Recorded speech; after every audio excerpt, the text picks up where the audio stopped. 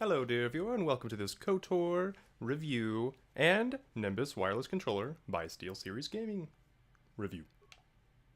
Yes. So right now I am playing via controller. This controller is about 50 bucks on Amazon, same on Steelseries website. It works pretty well. So I'm going to press A. What's this? Another off-worlder? I didn't realize how many of you there were on Terrace until this Sith quarantine.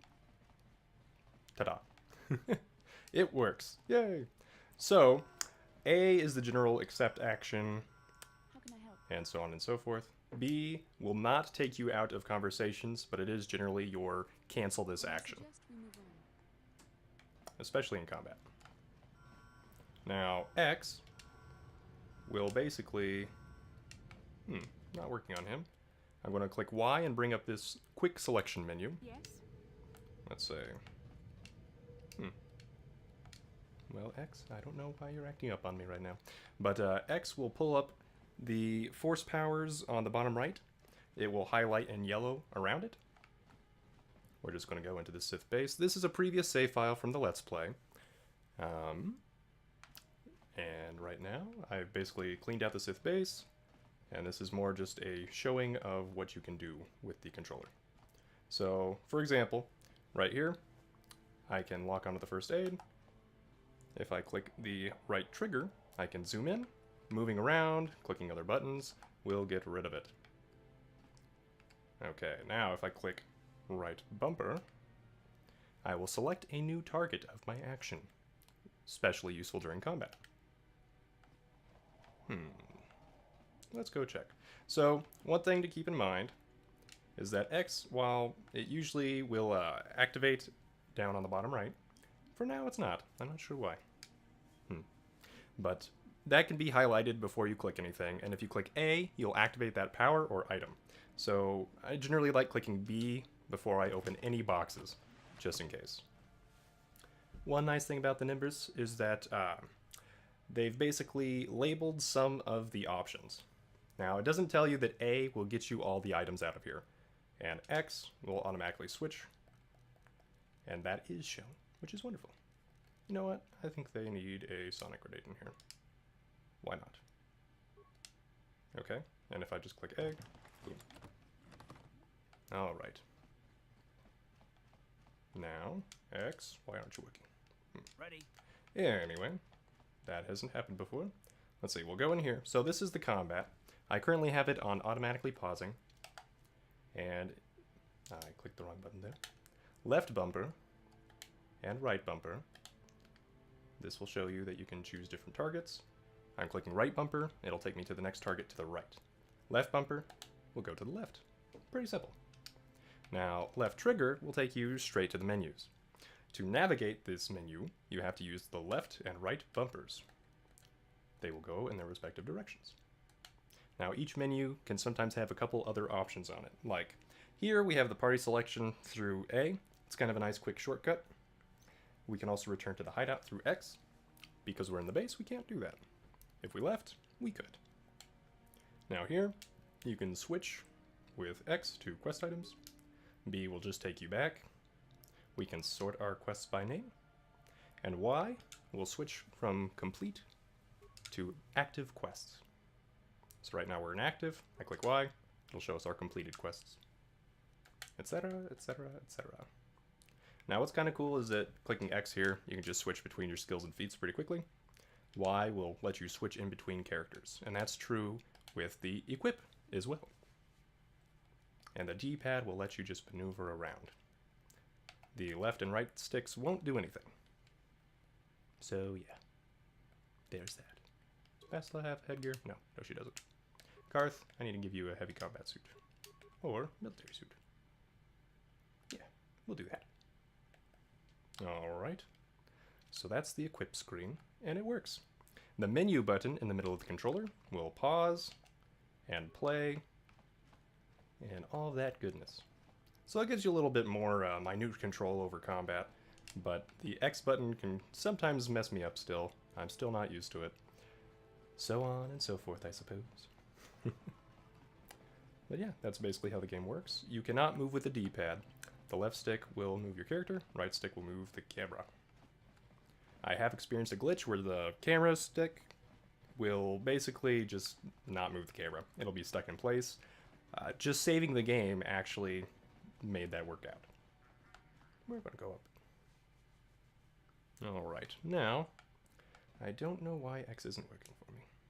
Alright, so I'm going to get ready for this fight. And just open the door with A. Who dares to break my And you can click A to skip dialogue. B doesn't do a thing. X, neither. No. Y, same deal. A is the only way. You have to use the D-pad to maneuver through conversations and through most menus. So if you don't like that, well, I guess tough luck. So, last time I was nice. This time, nope. Oh! Okay, nope. And this is just a previous save file. So, I was going light side, but apparently not this time. So, clicking A will get out of that. We're going to click the menu button to pause. And now, X lets us go to our powers, maneuver around with the D-pad. And actually, we want some adrenal strength. You need to click X to activate this submenu from the other submenu. And then you can't select it with X, you have to use A. So we're going to do that. It should be in the battle log now as Jalenon's next action. You have to click Y to bring up your party members. Now what's nice about this is you can tell if your party members can see the bad guys or not pretty easily. You just kind of keep scrolling around until you find them. Karth, do you need some stamina? Nah, he's in the back. We will, however, use improved rapid shot. And I'm still very new to this with the controller, so I'm still slow. I'm sure somebody else can do this much faster. So, Bastila, we actually need your force powers here. Burst of speed, please. Okay. What is nice about the Nimbus is that if you get tired of all this, you can use the touchscreen. So if you just want to use the menu button to pause and still use the touchscreen, you can do that. Now, I'm going to click menu, start everything off. Everything should pause again. Nope. Okay. I forced the pause there because Bastila was being slow. Alright, and then after that, no.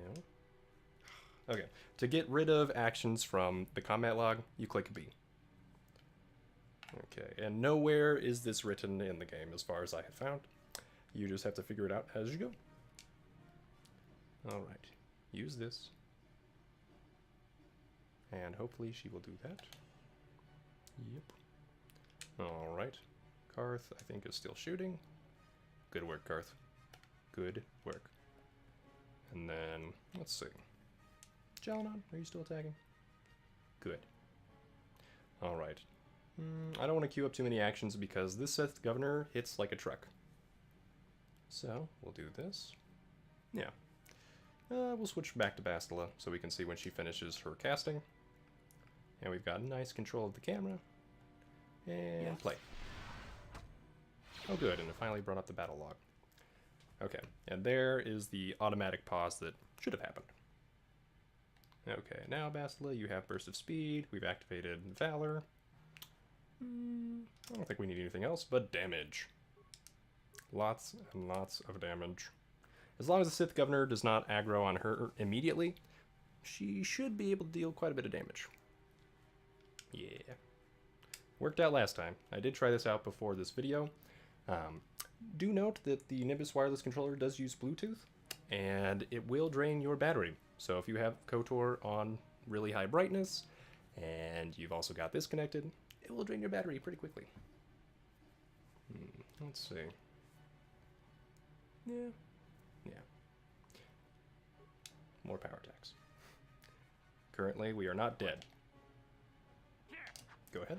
There, take it. Alright. Oh, we're doing okay. Sweet. Alright, more power attacks. And keep up the damage. That's right. Oh, that's not good.